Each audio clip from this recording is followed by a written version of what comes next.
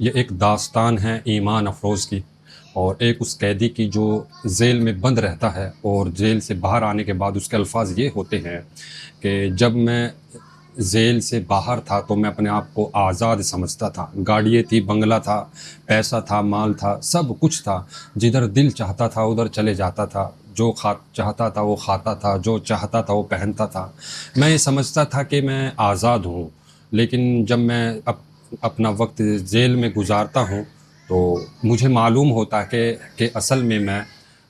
آزاد نہیں بلکہ نفس کا، خواہشات کا غلام تھا، اور اصل آزادی تو دل کی آزادی ہے، سکون کی آزادی ہے، اطمینان اور راحت کا مل جانا، اور اللہ تعالیٰ سے تعلق اور ایمان کی نورانیت کا مل جانا، یہ کامیابی ہے اور یہ آزادی ہے۔ تو ہوتا اصل میں یوں ہے کہ ایک شخص ہوتا ہے اور وہ اپنی زندگی کے اعمال اور دولت ہونے کے ساتھ، عیش و عشرت ہونے کے ساتھ اپنی زندگی کو بڑے اعلیٰ معیار پر گزار رہا ہوتا ہے،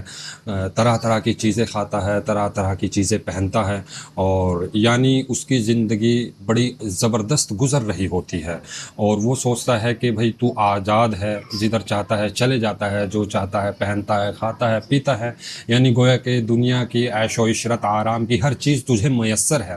لیکن ہوتا یہ ہے کہ روزانہ پابندی سے جب وہ گناہوں میں ڈوبا رہتا ہے تو ظاہر سی بات ہے اللہ تعالیٰ کی بھی پکڑ آتی ہے۔ ایک دن اللہ تعالیٰ کی پکڑ آتی ہے اور کسی جرم میں وہ جیل چلا جاتا ہے۔ جب وہ جیل جاتا ہے تو وہاں کی کالی کوٹھڑی میں رہتا ہے اور وہاں کے اندھیرے کمروں میں رہتا ہے، تو بڑا پریشان ہو جاتا ہے، غمگین ہو جاتا ہے، روز روتا ہے، تڑپتا ہے، بلکتا ہے، اور سوچتا ہے کہ میں کہاں آ گیا۔ تو ایک دو مہینے تک وہ اسی طرح پوری اپنا وقت گزارتا ہے کہ روتا ہوا، تڑپتا ہوا۔ تو اس کے خود الفاظ ہوتے ہیں، وہ کہتا ہے کہ ایک دن ایسا ہوتا ہے کہ مجھے ایک قرآن مل جاتا ہے ترجمے والا،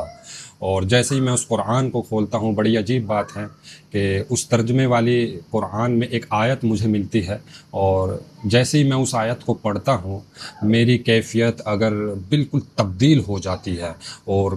آیت یہ تھی، اللہ تعالیٰ فرماتے ہیں، مفہوم ہے کہ کیا انسان کو آزاد چھوڑ دیا گیا ہے؟ ہرگز نہیں، بلکہ اس سے پوچھا جائے گا۔ تو جیسے ہی میں یہ آیت پڑھتا ہوں میرے دل کی دنیا بدل جاتی ہے اور میری کیفیت میں فوراً تبدیلی آ جاتی ہے، اور اسی دن سے میں نماز شروع کرتا ہوں۔ جیسے ہی میں نماز میں پہلا سجدہ کرتا ہوں اور میرے ہاتھوں میں ہتھ کڑی لگی ہوئی ہوتی ہے، اور لیکن ہوتا یہ ہے کہ اس سجدے میں، پہلے ہی سجدے میں مجھے اتنا اطمینان اور سکون ملتا ہے، اور میں سمجھتا ہوں کہ واقعی یہ اللہ تعالیٰ کا موڑ ہے زندگی کا، کہ جس نے زندگی کو موڑا ہے، یعنی ظلمت اور گناہوں والی زندگی سے اللہ تعالیٰ ادھر میری زندگی لانا چاہتے تھے، کہ اس سجدے میں مجھے یہ محسوس ہوتا ہے کہ ہاتھوں میں ہتھ کڑیاں ہوتی ہے لیکن میں آزاد محسوس کرتا ہوں، کہ آج تک تو غلام تھا لیکن اصل آزادی آج ہے۔ پھر اس کے بعد پابندی سے وہ ذکر اذکار کرتا ہے، نمازیں پڑھتا ہے اور دعائیں کرتا ہے۔ پھر وہ باہر آ جاتا ہے جیل سے کچھ دنوں کے بعد، اور بڑا روتا ہے، تڑپتا ہے، اور کہتا ہے کہ واقعی میں آج تک غلام تھا، اصل آزادی یہ ہے کہ انسان کو ایمان کی حلاوت ملے، ایمان کا تعلق ملے، اللہ سے محبت ہو، اعمال کی توفیق ہو، یہ آزادی ہے۔